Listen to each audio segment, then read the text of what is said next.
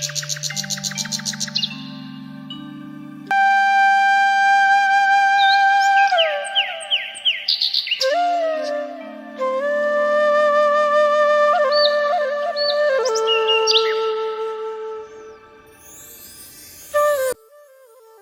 সকাল বন্ধুরা, কেমন আছো তোমরা? আশা করি তোমরা ভালো আছো। আমরাও কিন্তু বেশ ভালো আছি।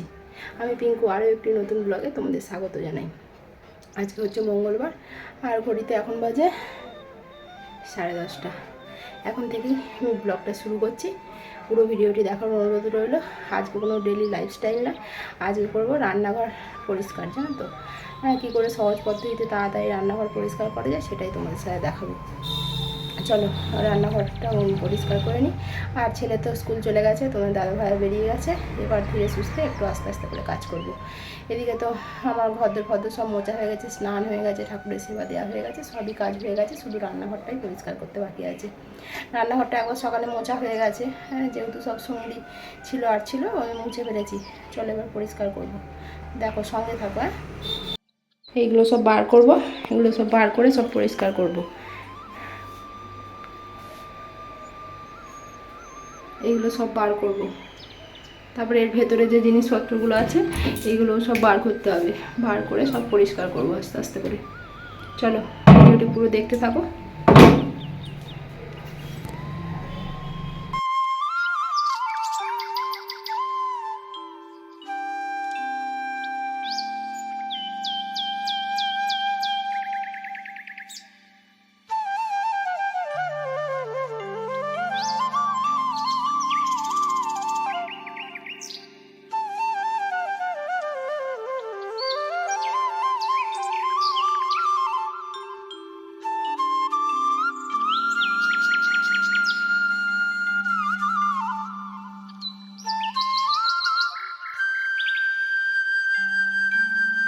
ঘর থেকে তো সব ডিপেগুলো বার করে নিয়েছি।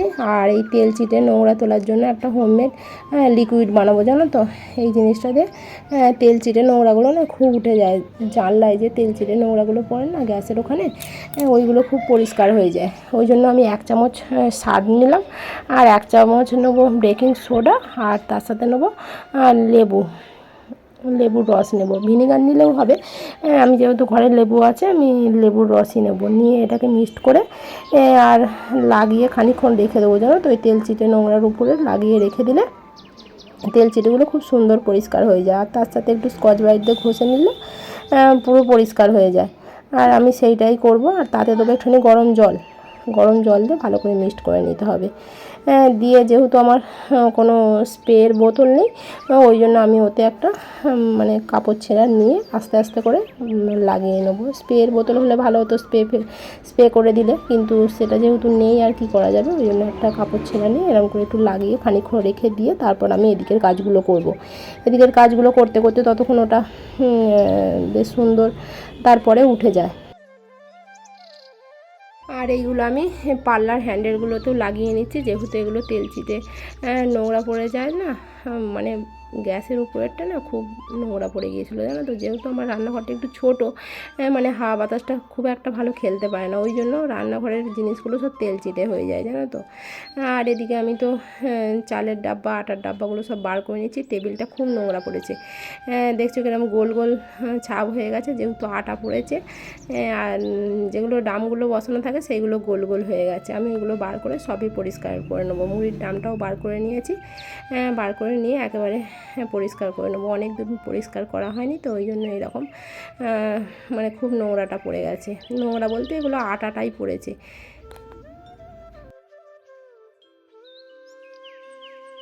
আর আমি স্কচ ব্রাইট দিয়ে ঘষে ভালো করে পরিষ্কার করে নিচ্ছি। এর ভিতরে এত মাকড়সার জাল মানে পড়েছে, কি বলবো। কোথা থেকে যে মাকড়সাগুলো আসছে কে জানে বাবা। পুরো জালে দেখছি ভর্তি করে দিয়েছে। আর এদিকে আমি সবজি রাখার র্যাকটাও বার করে নিয়েছি, আর বঁটিটাও বার করে নিচ্ছি।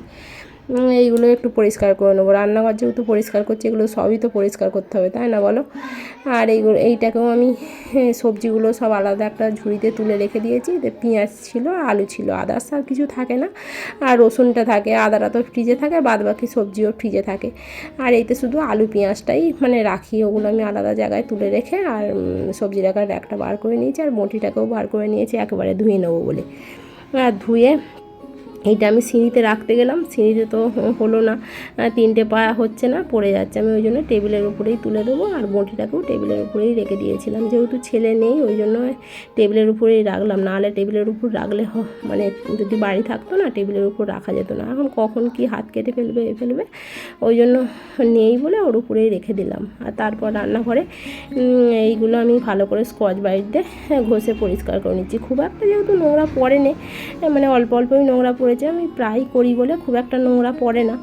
আর আমি একটু ঘষে তাও পরিষ্কার করে নিই, তারপরে ভিজে জল কাপড় দিয়ে আর মুছে নিলে পরিষ্কার হয়ে যায়, পুরো চকচক করে। আর এই হ্যান্ডেলগুলো যেহেতু ওই লিকুইডটা লাগিয়ে রেখেছিলাম, বেশি পরিষ্কার করতে হয় না জানো তো, বেশি ঘষতেই হয় না, একটুখানি ঘষলাম দেখলাম পুরো পরিষ্কার চকচক হয়ে গেল, নাহলে পুরো তেল চিটে হয়ে গেছিলো।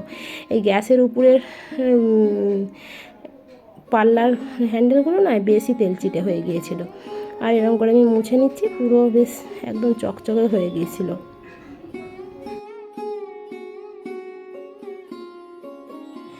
মেয়েদের জীবনটা কত অদ্ভুত, তাই না বলো? যেখানে মায়ের বাড়িতে এক গ্লাস জল গইলেও খেতাম না, সেখানে এখানে এসে দেখছো মানে নিজের সংসার হলে যা হয়, তাই না? একাকারের সংসার, মানে যেটুকুই করতে হবে সেটা আমাকেই করতে হবে। এখন বুঝে গেছি সংসারের মর্মটা, জানো তো। তখন বুঝতাম না, তখন মায়ের সংসারে একটু হেল্প করিনি, এখন বুঝি হেল্প করলে হয়তো মায়েরও একটু সাহায্য হতো, একটু কষ্টটা কম হতো, কিন্তু সেটা তখন বুঝিনি, এখন ফিল করছি। মানে নিজেকে যখন করতে হচ্ছে তখন ভাবছি যে না, মায়েরও তাহলে কত কষ্ট হতো, ভোর থেকে উঠে সংসারের সব কাজকর্ম করে তারপর বাড়িঘর পরিষ্কার করা আর করা সবই মাকে করতে হতো, এখন যেটা আমাদের ঘরে করতে হচ্ছে, তাই না বলো? মানে মেয়েদের জীবনটা সত্যি খুব অদ্ভুত। এখনও মায়ের বাড়ি গেলে যদি কিছু সবজি কাটতে যাই, মা বলবে হাত কেটে ফেলবি, রেখে দে। কিন্তু এখানে তো আমি সব কিছুই করছি বলো, তখন কেউ কিন্তু ভাবে না যে হাত কেটে ফেলবো কী হবে, কিন্তু মায়েরা হলে ঠিক সেটা বুঝবে, জানো তো।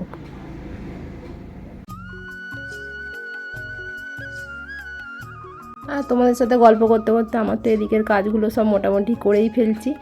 আর এই যে মাঝের মানে সেলফটা আছে না, ওই সেলফটা দেখছি মানে সানমাইকাটা দেখছি খুলে যাচ্ছে, আর ওখান থেকে দেখছি পিঁপড়েতে পুরো মাটি করে ফেলেছে, জানো তো। মানে পাকা ঘরেও যদি এরকম করে তাহলে মাটির ঘরে কি করবে বলো। দেখছি পুরো পিঁপড়েতে সেই মাটিগুলো সেই ধুলো মতো দেখছি পড়ে ভর্তি হয়ে গেছে ওখানটা। সব ডাব্বাগুলো যেহেতু নামিয়েছিলাম ওই জন্য ওখানটাও ভালো করে পরিষ্কার করে মুছে নিতে হলো। আর এদিকে তো আমি এই জানলাটা জানো তো আমাদের খোলা হয় না, যেহেতু ওইদিকে ওদের কল পায়খানা বাথরুম আছে, ওই জন্য ওইদিকে জানলাটা আমার বন্ধই থাকে, ওইদিকে জানলাটা আমি খুব একটা খুলি না।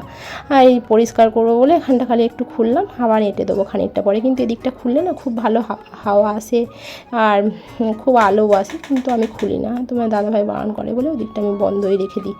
আর এদিকগুলো ঝুল হয়েছিল অল্প অল্প, এই ঝুলগুলো একেবারে ঝেড়ে আমি পরিষ্কার করে নিচ্ছি। ফ্রিজের পাশগুলো যেহেতু রোজ দিন মোছা হয় না, একটু ধুলোটা একটু বেশিই পড়েছিল। আদার্স দিকগুলো তো মোছা হয় বা ঝাড়া হয়, কিন্তু ফ্রিজের পিছন দিকটা তো আর করা হয় না, ওই জন্য ওদিকটাও একবারে পরিষ্কার করে নিয়ে আর এদিকগুলো আমি ঝুলগুলো ঝেড়ে নিলাম। অল্পই ঝুল পড়েছিল, সেগুলো পরিষ্কার করে নিলাম। আর এই জানলার রডগুলো যেহেতু আমি ওই লিকুইডটা দিয়ে রেখেছিলাম, সেহেতু তেল চিটেগুলো না বেশ ভালো একদম পরিষ্কার হয়ে গেছে।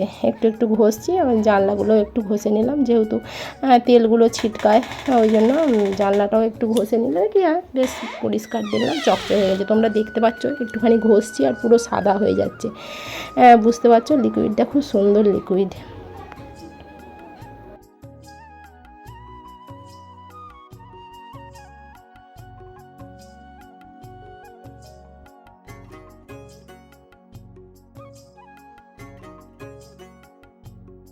জানালাটা পরিষ্কার করে আমি একেবারে মানে গ্যাসটাও মুছে নিলাম, গ্যাসটা মুছে পাশের স্ল্যাবটাও মুছে নিলাম, আর ওই পাশের দেয়ালগুলোও আমি মুছে নিয়েছিলাম।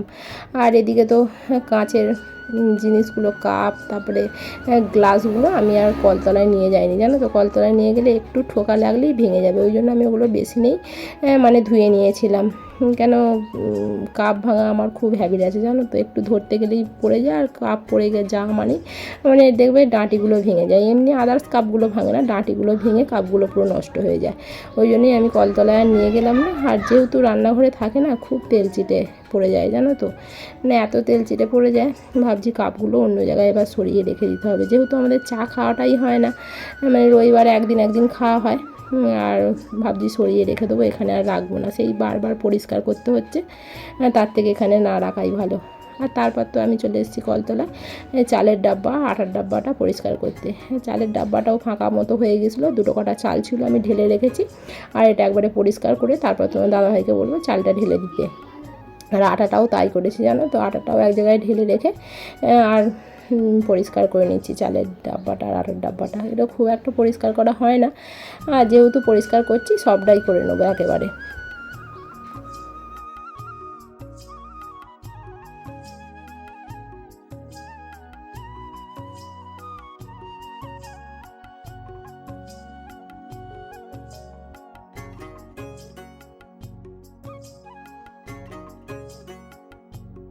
খালি রোদ বেরিয়েছে, তোমরা দেখতে পাচ্ছ, পুরো একদম চকচক করছে, মানে এত রোদের তাপটা, প্রখর রোদ। মানে একদিন বৃষ্টি হচ্ছে, বৃষ্টিটা কিন্তু ভালোই হচ্ছে, কিন্তু তারপরেই যে রোদটা বেরোচ্ছে, মানে মারাত্মক রোদ আর প্রচণ্ড গরম। মানে কি বলবো, মানে বৃষ্টিটা যে হচ্ছে, বৃষ্টি হওয়ার মতো আর হচ্ছে না। আর দেখো এই স্ল্যাবসগুলো আমি নামিয়ে নিচ্ছি মিটকেসের ভিতরে। এগুলো তো কষ্ট করে মানে খুলে ফেলেছিলাম, এবার এইগুলো ভেতরটা একটু পরিষ্কার করে মুছবো, মুছে তারপরে এইগুলো পরিষ্কার করব। এগুলো যেহেতু তরকারি ফরকারি রাখি না, মানে তরকারি ডালে সব ছোপ হয়ে গেছে, ওইগুলো একটু পরিষ্কার করে নেবো কলতলায় নিয়ে গিয়ে। আমি আগে রান্নাঘরের মানে পরিষ্কারটা করে নিচ্ছি, তারপরে একেবারে কলতলায় গিয়ে তারপর ওইগুলো পরিষ্কার করবো জানো তো। তার সাথে আমি তো বেসিনটাও পরিষ্কার করে নিলাম, আর যেহেতু আমার এটা ডাইরেক্ট কলের লাইনটা আমার রান্নাঘরের ভিতরেতেই আছে, আমি ডাইরেক্ট কলের কলটাকেও আমি পরিষ্কার করে নিলাম একটুখানি। যেহেতু সবই তেল চিটে পড়ে গেছে, মানে এইটা রান্নাঘরে না রাখলেই বেটার হতো, কলতলাতে রাখলেই ভালো হতো, তখন তো অত বুদ্ধি ছিল না, তখন ডাইরেক্ট কলের লাইনটা আমার মানে রান্নাঘরেতেই রাখা হয়েছিল জানো তো। রান্নাঘরে জল তুললে কি হয়, নিচে একটা বালতি দিতে হয়, তারপর জল তুলতে হয়, নাহলে তো জলটা মেঝেতে পড়বে। আর এদিকে আমি বেসিনটা পরিষ্কার করে ফ্রিজটাও পরিষ্কার করে নিচ্ছি জানো তো। ফ্রিজটা যেহেতু এই 2-3 দিন হলো পরিষ্কার করেছি, সেটা তোমাদের সাথে আমার শেয়ার করা হয়নি, ওই জন্য আমি আর কিছু বার করলাম না ফ্রিজ থেকে। এইগুলো এই পরিষ্কার করেছি তো, পুরো একদম পরিষ্কারই আছে, কিচ্ছু একটুও নোংরা হয়নি। ওই জন্য হালকা হালকা ছেলে যেগুলো হাত দিয়েছিল না, হাতের একটু নোংরাগুলো হয়ে গেছিলো, আমি সেইগুলো একটু পরিষ্কার করে নিলাম, বোতলগুলো সরিয়ে একটু পরিষ্কার করে নিলাম। আর কিছু বার করিনি, সবজি রাখার র্যাক ফ্যাক কিছুই বার করে আজকে পরিষ্কার করিনি, যেহেতু ওগুলো পরিষ্কার করেছি, পরিষ্কার আছে, আর ওই জন্য ডবল করে আর খাটবো না, ওইগুলো আর কিছু বার করিনি। আর এদিকে খালি উপরের ফ্রিজটা খালি একটু মুছে নেবো। আর ফ্রিজের উপরে জানো তো আমার নোংরা পড়ে, তোমাদের ঘরে দেখানো হয়নি, আমার নয় মানে ছাদের উপরে না একটা গর্ত কাটা আছে জানো তো, তার উপরে একটা সরা চাপা দেওয়া আছে। আমার শাশুড়ি মা নাকি ওখানে কাঠের উনুন করবে বলে, যেখানটা আমার ফ্রিজটা রাখা আছে ওই জায়গাটা আমি বিয়ের পরে এসে দেখেছি, ওখানটা মাটির ছিল জানো তো, ওখানটা মাটি রেখেছিলো কাঠের উনুন করবে বলে, কিন্তু আমাদের শাশুড়ি মা তো আমার বিয়ের পরই তো উনি মারা গেলেন, আর তো কাঠের উনুনও হলো না, আর ওই জন্য ওইখানটা মানে স্নান করে নেওয়া হয়েছে, কিন্তু উপরের ওই গর্তটা না, ওখানটা ঢালাই দিতে হবে, একটা সরা চাপা আছে, ওইখান থেকে নয় খুব নোংরা পড়ে জানো তো ফ্রিজের উপরটা, ওই জন্য আমি ফ্রিজের উপরে না সবসময় একটা কাপড় চাপা দিয়ে রাখি। ওই জায়গাটা মানে কিছু না করলে না খুব অসুবিধা, ওখান থেকে ঠায় ধুলো পড়ে, তারপর সে পিঁপড়েতে নোংরা ফেলে, এরকম হয়। ওখানটা কবে যে ঠিকঠাক করা হবে জানি না। আর ওখানটা মাটি ছিল, ওখানটা স্নান করে তারপর ফ্রিজটা যেহেতু বাইরে থাকতো, তখন ফ্রিজটাকে তারপর ভেতরে ভরে দেওয়া হয়েছে। আর আমি তো এই মিটকেস থেকে এই কাঠগুলো বার করলাম, কাঠগুলো মানে ভালো করে পরিষ্কার করে নিচ্ছি স্কচ ব্রাইট দিয়ে ঘষে। এইটাতে একটু তেল চিটেটা বেশিই হয়েছিল জানো তো, এটা যেহেতু খুব একটা বার করা হয় না। আর একটা তেলের বাটি না আমি মিটকেসের ভেতরে রেখে দিই জানো তো, যেটা লুচি ফুচি ভাজা হয় সেই তেলটা রেখে দিই, তো সেই তেলটা একটা বাটিতে রেখে দিই, সেই থেকে দেখছি তেল পড়ে নয় পুরো দেখছি কাঠটা পুরো সেই তেল চিটে হয়ে গেছে, স্কচ ব্রাইট দিয়েও ঘষতে পারিনি, মানে সে খড়খড়ে তারের জালিগুলো হয় ওই দিয়ে আবার ঘষে ওগুলোকে পরিষ্কার করলাম।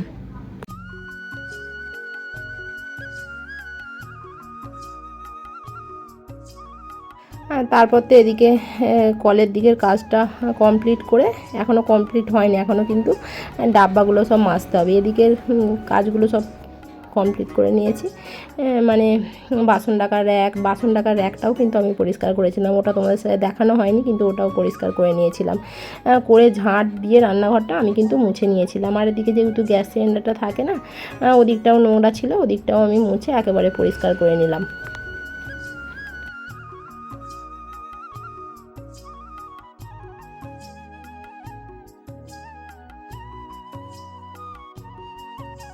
একটা সংসারে কত কাজ থাকে তুমি বলো। একটা সংসার যদি তুমি গুছিয়ে পরিষ্কার করতে যাও না, তোমার সারাটা দিন লেগে যাবে তোমার বাড়ি পরিষ্কার করতে করতে।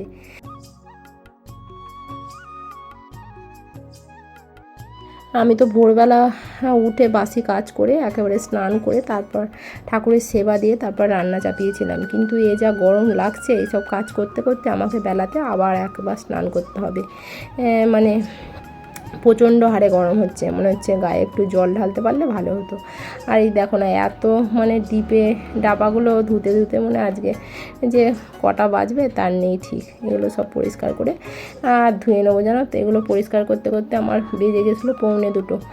তারপরে তো স্নান করেছিলাম, স্নান করে তারপর খাওয়া দাওয়া করে তারপরে বিকালবেলা সব গুছিয়েছিলাম, জানো তো। এখন আর ভালো লাগেনি, সেই সকাল থেকে মানে 10:30 11:45 থেকে তো এসব পরিষ্কার করা হচ্ছে।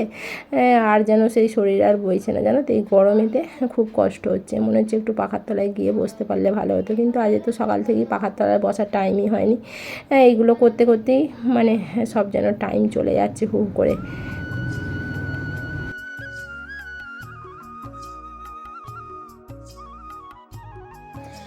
যেগুলো খালি ডাব্বা ছিল সেগুলো তো খুলে ভেতর পর্যন্ত ধুয়েছি, আর যেগুলো তো সব হলুদ গুঁড়ো লঙ্কা গুঁড়ো ছিল সেইগুলো তো আর মানে ঢেলে পরিষ্কার করিনি, জানো তো। হলুদ গুঁড়ো লঙ্কা গুঁড়োগুলো ওগুলো আবার কোথায় রাখবো বলো, ওগুলো ওই জন্য পরিষ্কার মানে উপর থেকেই পরিষ্কার করে নিয়েছি সেটাকে, আর ভিতর থেকে আমি পরিষ্কার করিনি। এগুলো যখন শেষ হয়ে যাবে তখন একবারে ভিতরটা পরিষ্কার করে নেবো। আর যেগুলো খালি ছিল সেইগুলো তো আমি খুলে তারপর ধুয়েছিলাম। আর এইগুলো এইখানে একটা প্রথমে একটা বস্তা পেতেছিলাম, তার উপরে আমার কাপড়টা পেতে তার উপরে এগুলো চাড়িয়ে দিচ্ছিলাম, জানো তো। জলটা ঝরে গেলে কাপড়ের উপরে তাড়াতাড়ি টেনে নেবে, জানো তো, তাড়াতাড়ি শুকিয়ে যাবে। আর যেহেতু এইখানটা আমাদের সিঁড়ির নিচটায় খুব রোদ পড়ে না, বেশিক্ষণ লাগবে না শুকিয়ে যেতে। আমি আর ছাদে নিয়ে যাইনি, জানো তো, এত কষ্ট হচ্ছিলো। মানে ছাদে সেই 10 বার ওঠা নামা মানে খুব অসুবিধে, ওই জন্য ছাদে আর নিয়ে যায়নি। আর যেহেতু এখানটায় রোদ ছিল ওই জন্য এইখানটাতেই। আর সিঁড়িতে যেহেতু এখন কেউ উঠবে না, সবাইরই স্নান হয়ে গেছে, আর ওই জন্য সিঁড়ির কাজটাতেই একেবারে আমি দিয়ে দিলাম। সিঁড়িতে তো ওই চালের ডাব্বা আটার ডাব্বা ওইগুলো রেখেছিলাম, আর কাঠটা ছিল। আর এদিকে আমি ডাব্বাগুলো সব ধুয়ে নিয়েছি, দেখেছো এত ডাব্বা হয়েছে।